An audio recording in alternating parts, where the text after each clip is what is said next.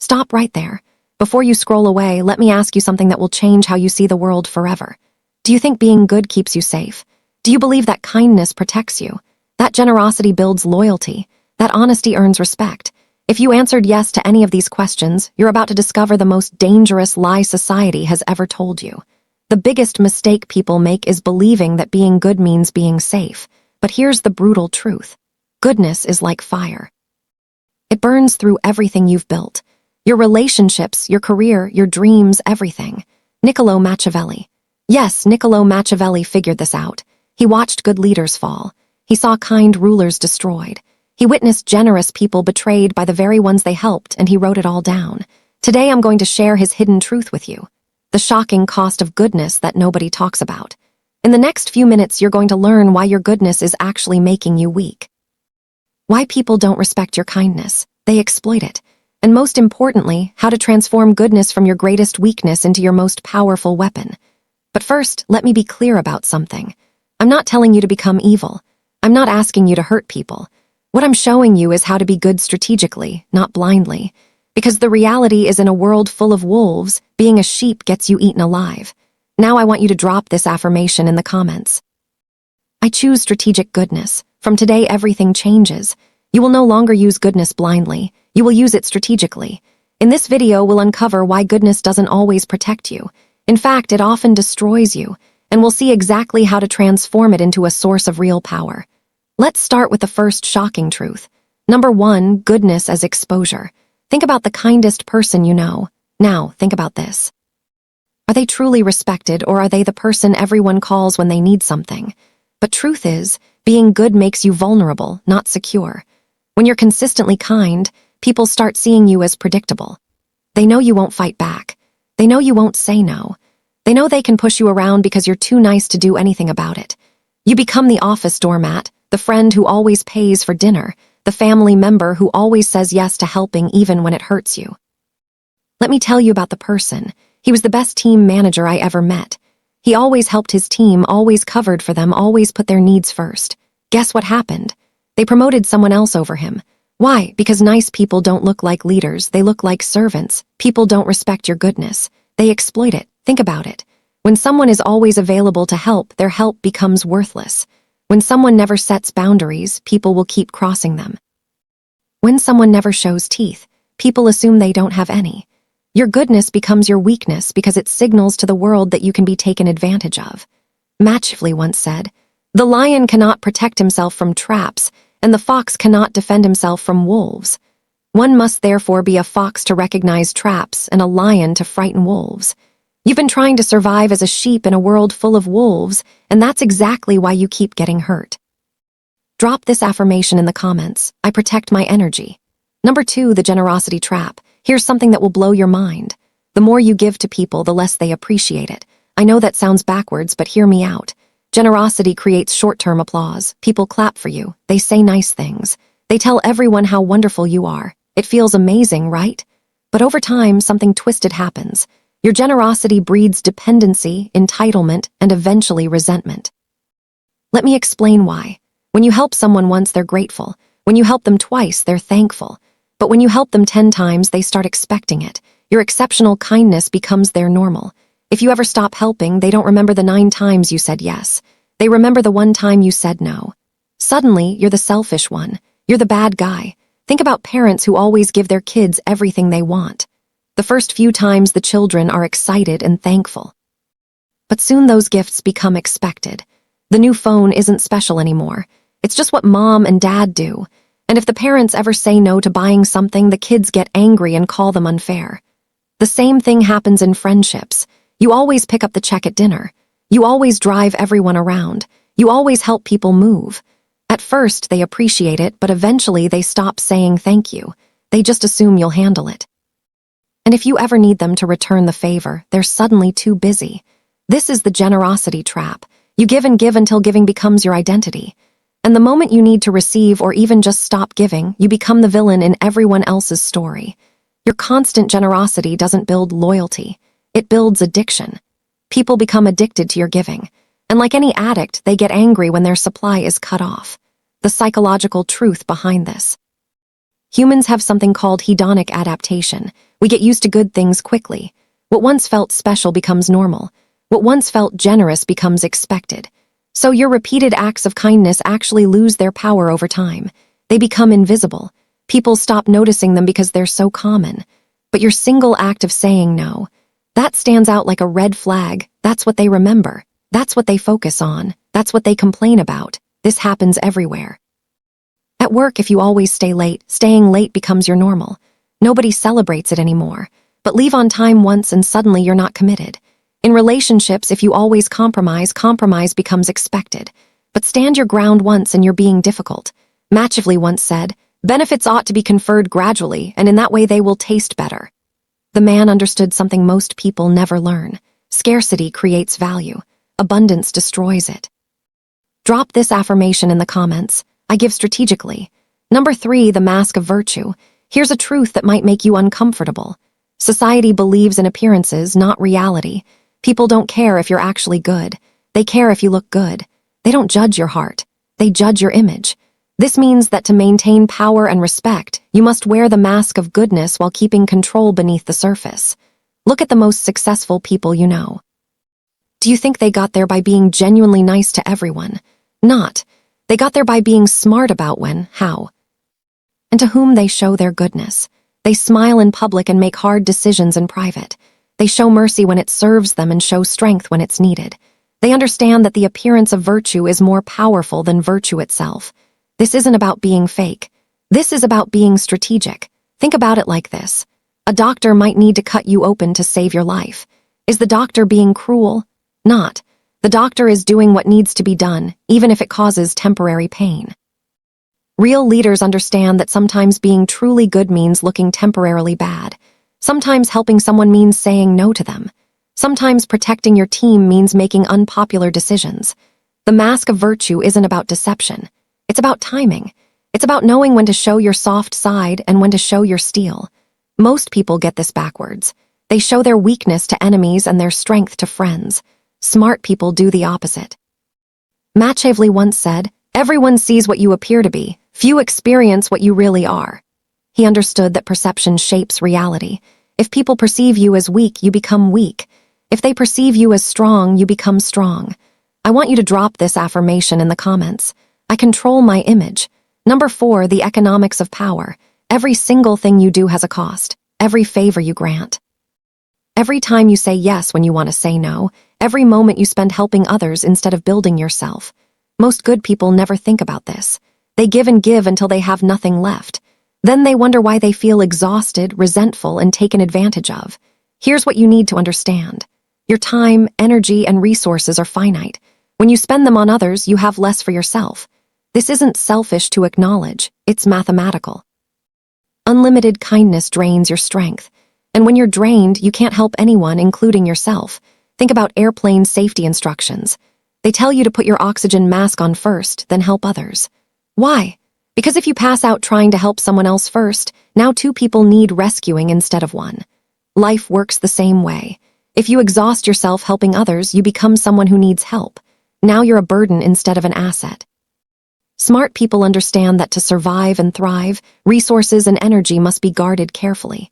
This doesn't make you mean, it makes you sustainable. I learned this lesson the hard way. For years, I said yes to everyone. Every request, every favor, every quick question that turned into hours of work. I thought I was being good. But you know what happened? I started resenting people. I felt angry and bitter. My own project suffered. My own dreams got delayed.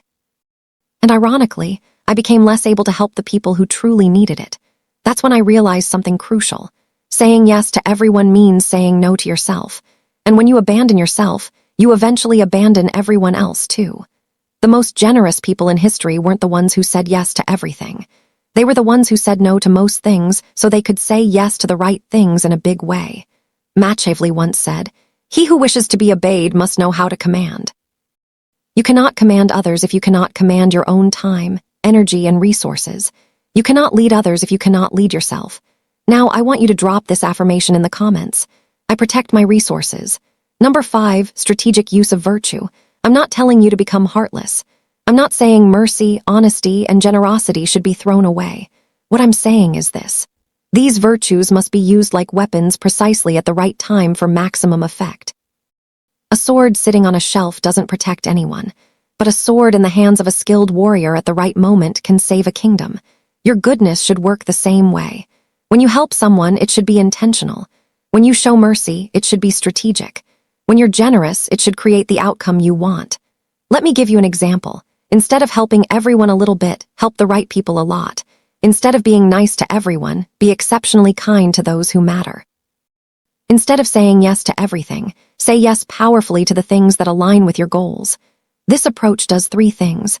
First, your help becomes more valuable because it's scarce. Second, you actually create bigger positive impacts because you're focused. Third, people respect you more because you're selective. Think about the most respected leaders in history. Martin Luther King Jr. wasn't gentle with injustice. He confronted it powerfully. Mother Teresa didn't help everyone in the world. She focused intensely on the poorest of the poor. They were all good people, but they were strategically good. They used their virtue as a tool to create change, not as a way to be liked by everyone. How you do this in real life. Before you say yes to any request, ask yourself 3 questions. Does this align with my values and goals? Can I do this without depleting myself? Will this person appreciate and respect what I'm doing? If the answer to any of these is no, you don't just say no. You say no kindly but firmly. When you do say yes, you do it fully. You give your best effort. You create real value. You make a meaningful difference. This way, your yesies matter. Your help is remembered. Your generosity creates loyalty instead of entitlement. Machiavelli once said, "The promise given was a necessity of the past. The word broken is a necessity of the present." What he meant is this. Sometimes keeping your word to one person means breaking your word to another. Sometimes being good to your family means being firm with your coworkers. Sometimes protecting your dreams means disappointing people who want to use your time. Strategic virtue isn't about being selfish. It's about being effective. Drop this affirmation in the comments. I choose effective kindness.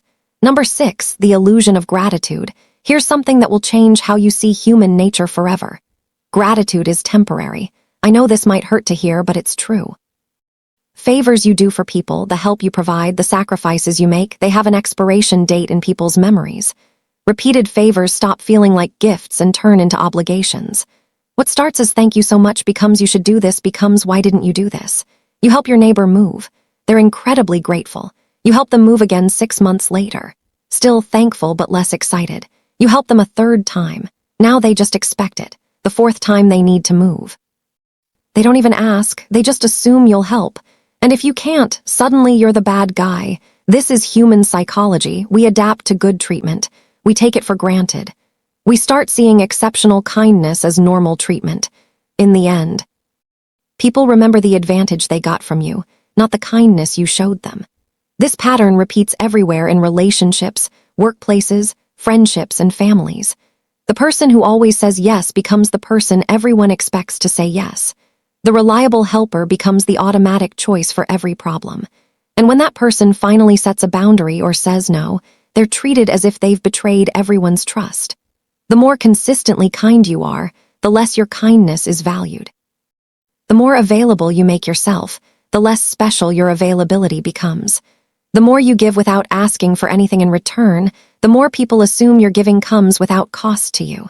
This is the illusion of gratitude. We think that doing more good things will make people more grateful, but actually it makes them less grateful because they expect more good things. The people who appreciate you most are often the people you help least frequently. The people who take you for granted are usually the people you help most often. This doesn't mean people are evil.